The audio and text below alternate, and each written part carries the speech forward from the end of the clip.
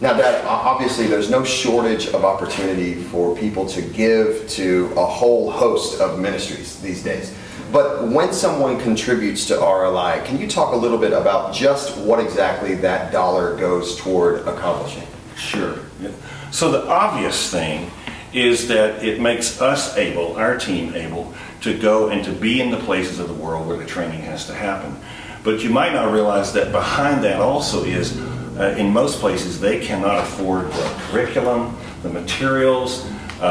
Sometimes they can't afford the rental space that we have to use. Sometimes we even provide food and travel expenses for people who come long distances. So when we do training overseas, it's all of that and more as we try to get the training to the people. But beyond that, there are a lot of other things behind the scenes. For example, we scholarship pastors and leaders, significant leaders. Just recently, for example, RLI helped scholarship a pastor who traveled to Puerto Rico to do some training there. We also have helped other pastors who need to go to training experiences, sometimes come to America, and so forth. So there's a lot of things that happen with just that dollar that people give. And you mentioned this, but I wonder if you might speak a little more into it. Just how important is it to get there?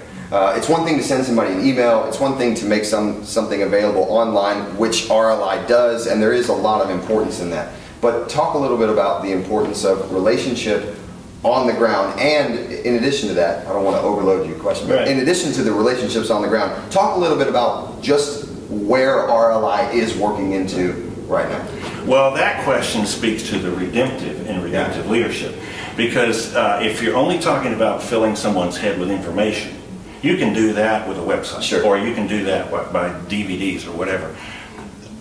The one thing that we do as pastors is we incarnate the gospel in relationships. That's what we do. And if we don't have personal connection with those people, if we're not there mentoring them, helping them to work through the issues that are going on in their own lives, their marriage, their families, their community, their churches, then we're only giving half of the training. And so being there is important. We try to use all the technology we can and be as creative as we can, but there's nothing like that one-on-one or that small group on-one interaction, which is exactly what church is. That's what pastoring is. And that's part of the model of the redemptive model of leadership.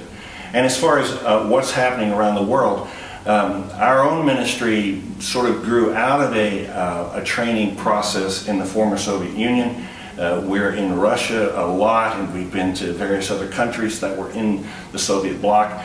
In more recent years, we've been looking at places in South America like Peru, and looking at starting a training center there. Just came back from Puerto Rico, which most people don't realize is an American territory. They're American citizens, but very poor, and the pastors there have no training. So we're looking at putting a training center in Puerto Rico as well.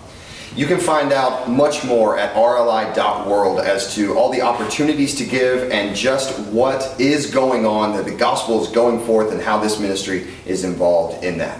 Check it out.